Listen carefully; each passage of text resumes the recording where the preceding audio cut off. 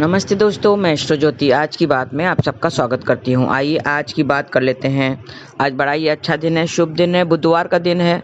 बुधवार के दिन गणपति जी को ध्याइए और मंत्र जाप कीजिए, ओम गण गणपते नमः।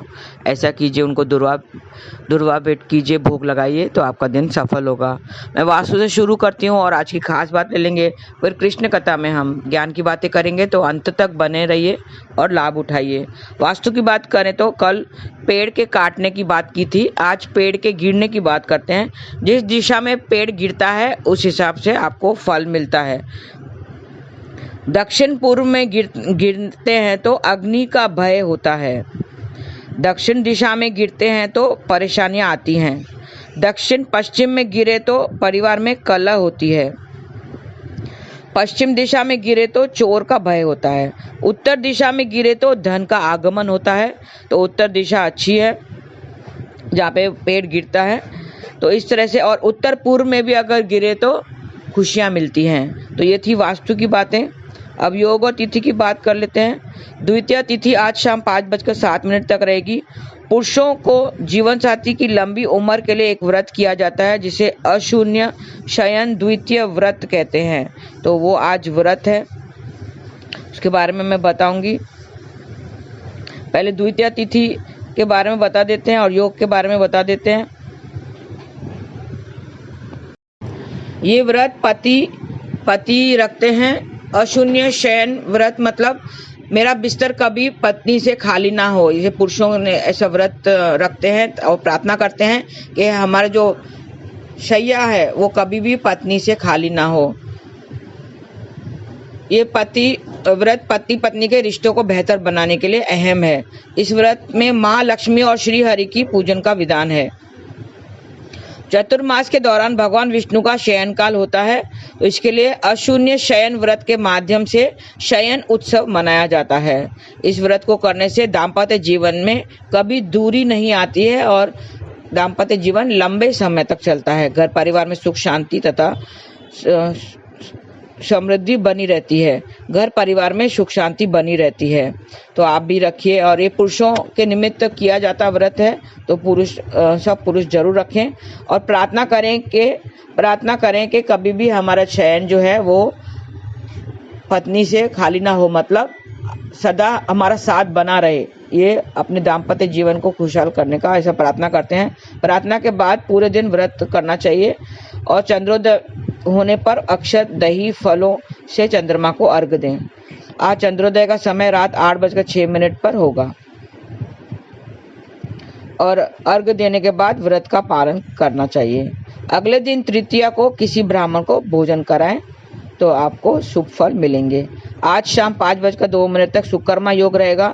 सुकर्मा योग के किए गए काम में कोई बाधाएं नहीं आती है, मतलब सफल हो जाते हैं।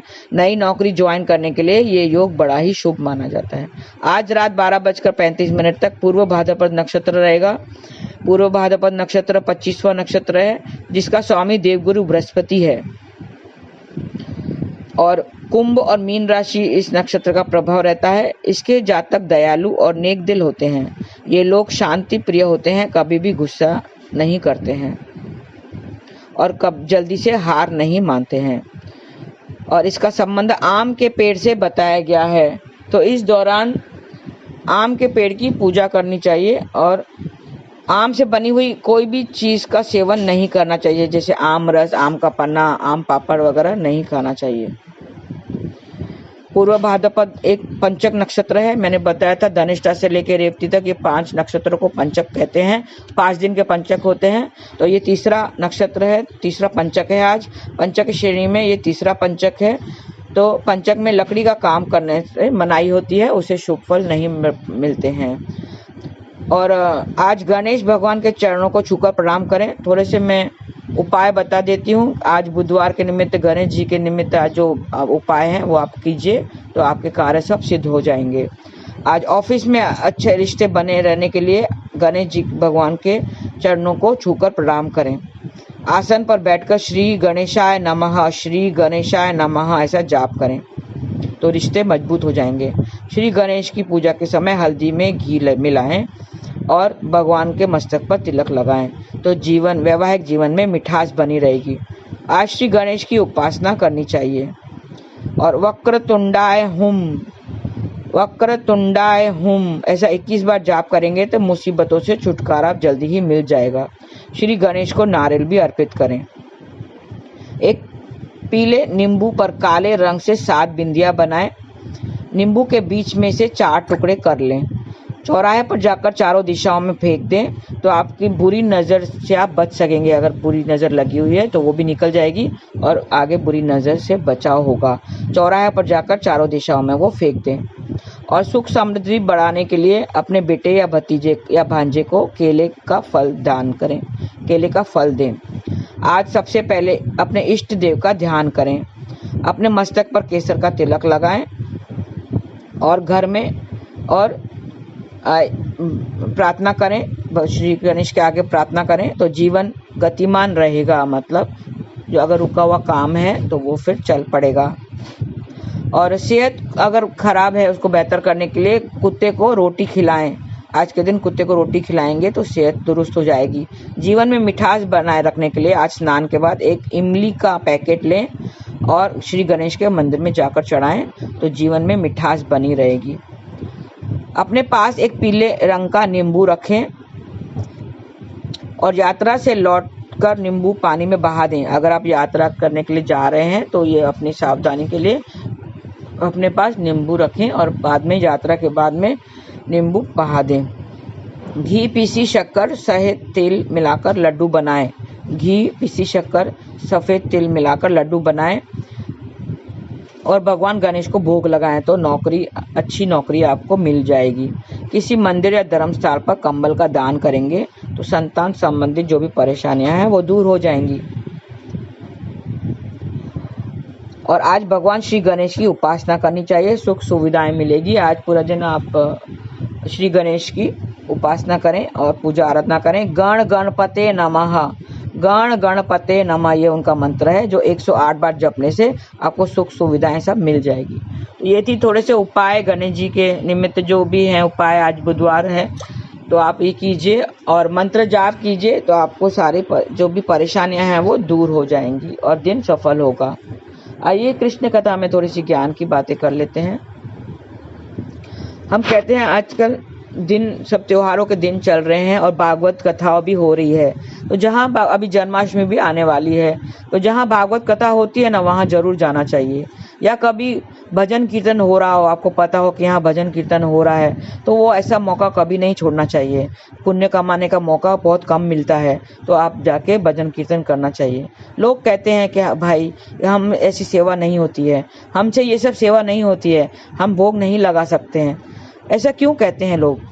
क्यों नहीं कर सकते हैं? वो सब कुछ तो कर लेते हैं, सारे कर्तव्य सब पूरे कर लेते हैं, लेकिन ईश्वर को भगवान को भोग नहीं लगा सकते हैं या किसी की उनकी सेवा नहीं कर सकते हैं। आपको 2 संतान है, ईश्वर ने आपको अगर 2 संतान दिए हैं, आप उसकी अच्छी तरह से पालते हैं ना, उसको खाना पीना देते हैं, उसकी सेवा करते हैं, उसको बड़ा करते हैं, अच्छे से कर लेते हैं। और समझो भगवान ने आपको तीसरी संतान भी दी, तीसरा बालक दे दिया, तो क्या आप तीसरे की सेवा नहीं करेंगे?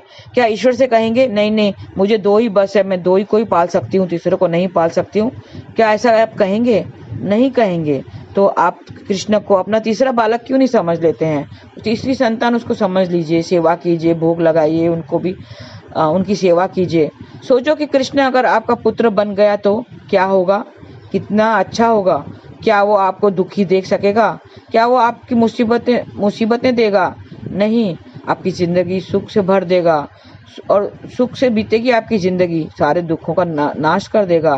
कृष्ण की सेवा करो, भोग लगाओ, सत्कर्म करो, उसके कार्य करो। इसके लिए तो ये मनुष्य देह मिला है। हमें मनुष्य देह क्यों मिला है? परोपकार करने के लिए मिला है।